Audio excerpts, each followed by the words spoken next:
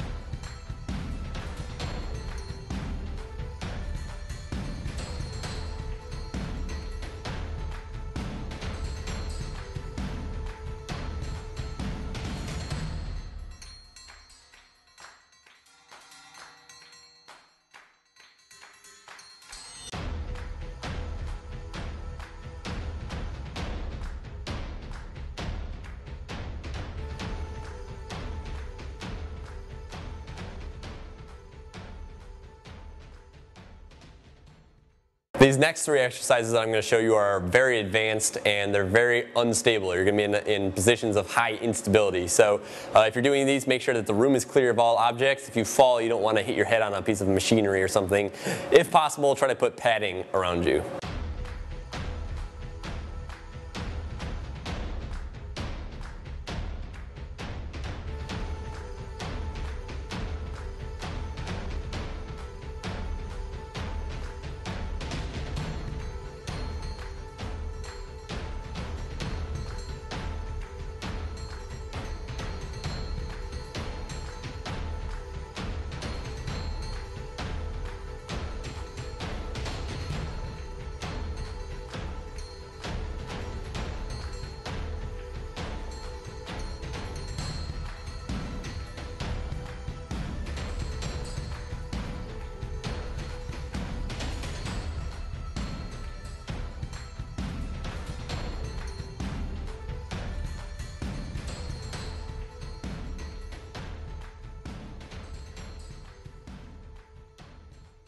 Dorsiflexion is just pulling the toes up towards the shin bone here. Okay, you can do this really fancy with like a band anchored to a wall and like pull against it.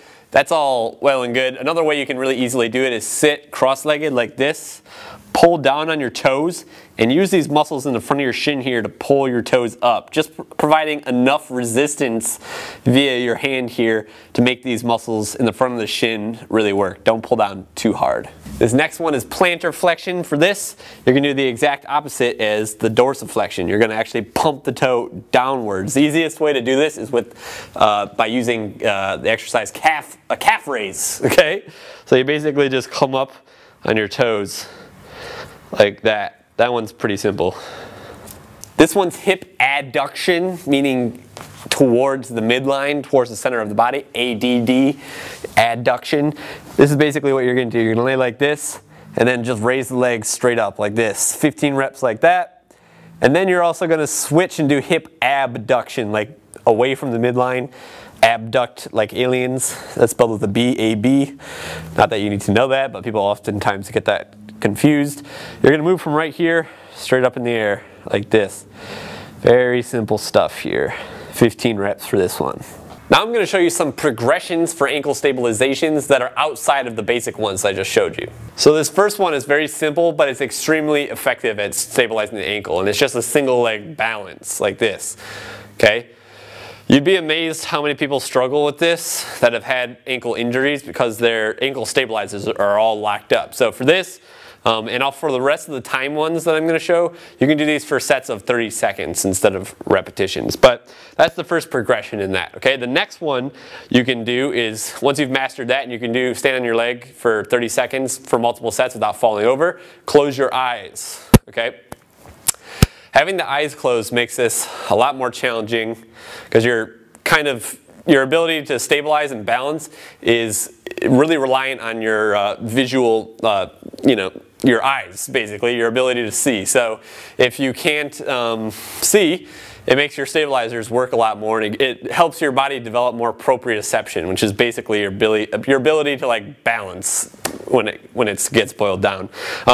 Okay, so that's the first exercise right here. Second one, doing that with eyes closed. And then, if you really want to progress, you can get on a stability pad. This is just like a cushion that makes the surface kind of like malleable, so it's hard to stand on this. You can move to something like this.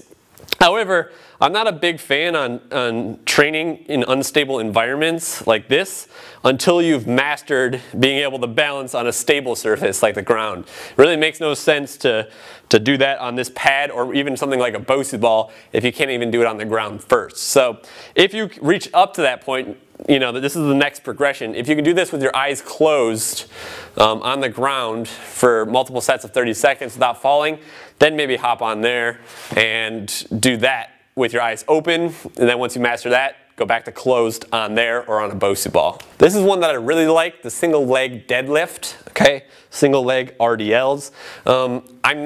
This is a very complex exercise that I'll probably have to make a totally another video for in the future. But this is basically how it's done. You stand on one leg, make sure that knee is somewhat soft. You don't want to be completely like locked out with it. Somewhat soft knee, pinching the kettlebell really, really hard, packing the chin in like this. And what you do here is you basically just hinge forward till you're about halfway down, and then you come back up, okay? Just like this. Trying to keep your hips stacked on top of each other. You don't want to open up your body like that. You want to keep everything pointing straight down. A common mistake people make with this is they'll lock out the knee and they'll also go all the way down to the ground with like a kettlebell. You don't need to do that. Start off with just your body weight. Stop about halfway down your shin or maybe just below your knee, and that'll be fine. For this exercise, 15 reps. There you have it, people. I'd recommend you start with all of those exercises and kind of as you go along, discern which ones are giving you the most benefit. And then kind of stick to those. So maybe pick like 3 or 4 of them that are giving you the most bang for your buck and incorporate those into your regular routine. You'll know that they're giving you, they're more effective than other exercises for you specifically. If you all of a sudden, your movement patterns feel different, like squats feel better, or if you had pain somewhere in like your knee or something like that and it went away, and basically you can attribute that to like one exercise. If you can do that, then yeah, you can definitely narrow some of those exercises down because you don't need to do all of those. Most likely you're gonna just need to find the right ones that work for you. And then once you identify them, you want to keep them in your routine.